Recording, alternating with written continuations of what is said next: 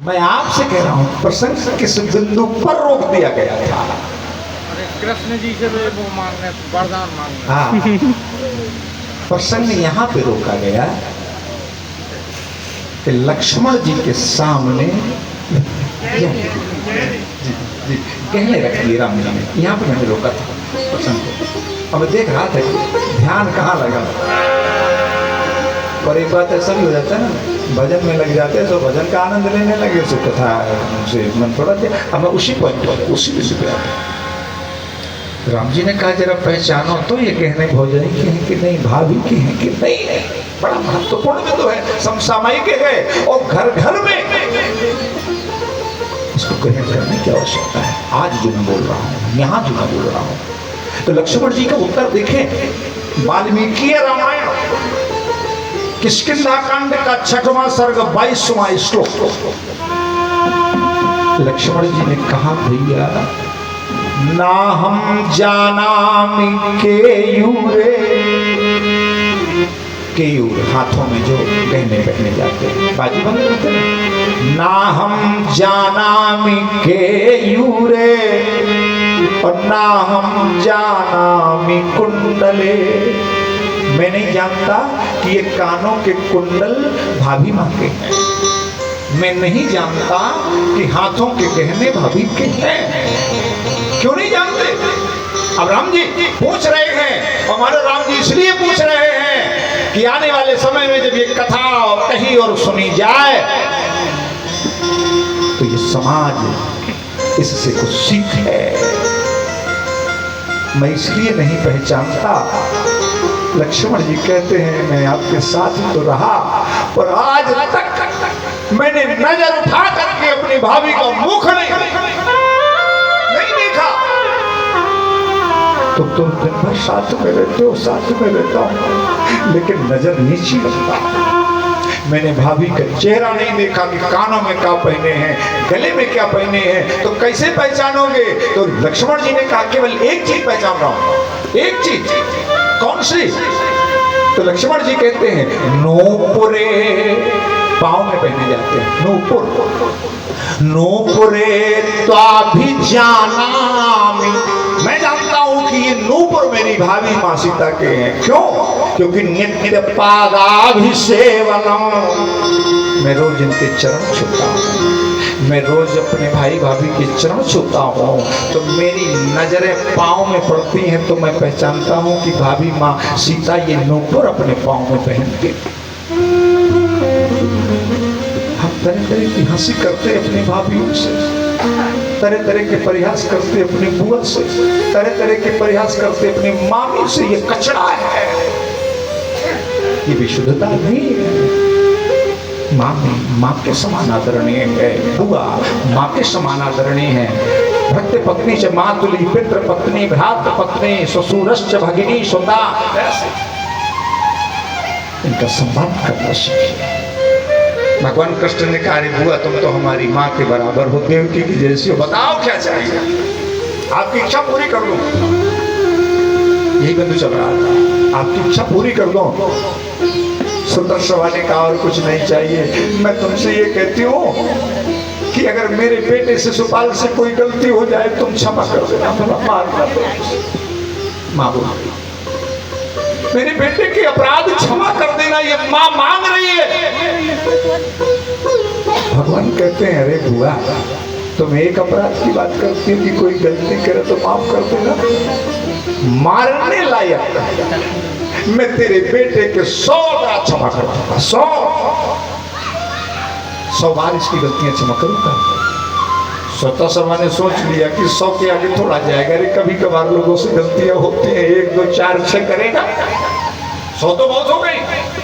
स्वतः सभा प्रसन्न हो गई। अब वो समय आ गया जो मैं राजस्व यज्ञ की कथा कह रहा था, जहाँ से शिशुपाल ने देखा कि कृष्ण भगवान के पांव धोए जा रहे, राजस्व यज्ञ में पहले पूजा की जा रही है, वो नाराज हो गया और दुर्वचन सुनाने लगा। उसी समाज में बैठा था, बोल रहा है ईशो दुरत्या काल, अरे देखो तो खड़ा हो गया, अब गालियां देने लगा भगवान को। ईशो दुरत्यया काल, सही कहा गया है, समय बड़ा बलवान है। शिशुपाल बोल रहा है इतनी सत्यवती श्रुति ही सही कहा गया है। अरे देखो तो गैया चराने वाला ये ग्वाला इतने बड़े बड़े मुकुटधारी राजाओं के सामने पांव धुलवा रहे हैं, पहले पूजा करा रहे हैं। ये तो बहुत गलत हो रहा ना, ये तो बड़ा अनर्थ हो रहा है। यहाँ से शिशुपाल के दुर्वचन प्रारंभ हो गए। जिस 100 की बात मैं कर रहा हूँ वो कथा महाभारत से भी अब भागवत बोल रहा हूँ। पांडवों को बुरा लगा, मारने को दौड़ पड़े, भगवान ने रोक दिया बोलने को। भीष्म नाराज हुए, बहुत से नाराज हुए। वहां ऐसा बोलता है हमारे आदरणीय हैं, हमने इनकी पूजा करी है, और शिशुपाल गालियां देने लगा। ऐसे कई दुर्वचन, अब मैं पूरी तो सुनाऊंगा नहीं, तो भगवान गिनने लगे 80, 90, 99, 100 तक शिशुपाल बोलता रहा। और जब 100 पूरे हो गए भगवान ने कहा बस हो गया, मैंने जो वचन दिया था बुआ को पूरा हो गया। अब नहीं, फिर भी नहीं माना तो सुदर्शन चक्र प्रकट हुआ और सुदर्शन चक्र ने शिशुपाल का जीवन नष्ट कर मारा गया शिशुपाल को। और शिशुपाल के शरीर से एक ज्योति प्रकट हुई जो भगवान में समा गई। सुखदेव जी ने कहा है गोप्यः कामात् भयात् कंसः द्वेषात् चेत्यादयो नृपः। किसी भी बहाने संपर्क तो सध जाए भगवान से, करंट तो जुड़ जाए। मैंने एक दिन आपसे कहा था चाहे माँ बना लो चाहे पिता बना लो, तुम्हें माता च पिता तुम्हें बंधु च सखा, तुम्हें कोई भी संबंध जोड़ लो मंगल हो जाएगा। गोप्या कामात् भयात् कंसा, कंस डर के मारे ध्यान करता था और द्वेष के मारे ये राजा शिशुपाल द्वेषाद चेत्यादयो नृपः, इन सबका उद्धार हुआ। ये मरे तो सही लेकिन इनकी गति नहीं बिगड़ी, इनकी गति उत्तम हो गई। शिशुपाल का वध हो गया। बोले वृंदावन बिहारी लाल की जय। अब यहाँ से सीधे सुदामा चरित्र की ओर चलेंगे। 2 पंक्तियां, तब तक मैं थोड़ा सा जल गले में डालूं, मुख सूख रहा है। और सुदामा चरित्र मुझे ऐसी लगन तू लगा दे,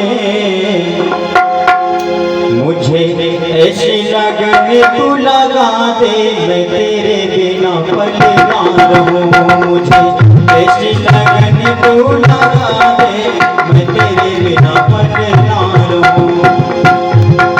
मैं तेरे बिना पल न रहूं, मैं तेरे बिना पल न रहूं, मैं तेरे बिना पल ना रहूं। मन में प्रेम वाला दीप जला दे, मैं तेरे बिना पल न रहूं। मुझे ऐसी लगन तू लगा दे, मैं तेरे बिना पल न रहूं।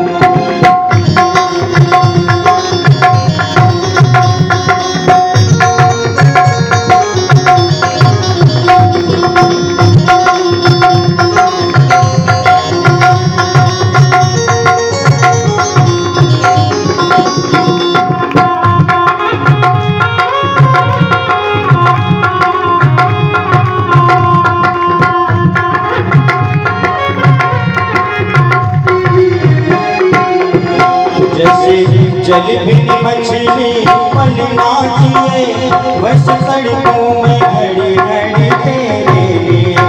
जैसे जल बिन मछली पल ना जिए, बस सड़कों में घड़ी घड़ी तेरे लिए।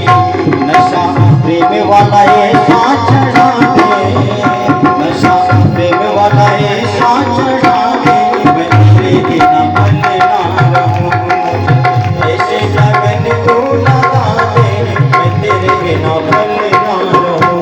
मन में प्रेम वाला दीप जला दे, मैं तेरे बिना पल ना रहूं, मैं तेरे बिना पल ना रहूं। बोलो बाके बिहारी लाल की। ये तो कहने की जरूरत नहीं कि शांति से सुनना, क्योंकि पहले से सुन रहे। एक बात कहता हूं, सुदामा जी की जो कथा है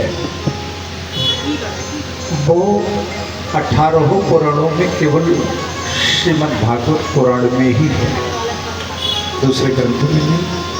प्रमाणित ग्रंथों की बात बता रहा हूं आपसे।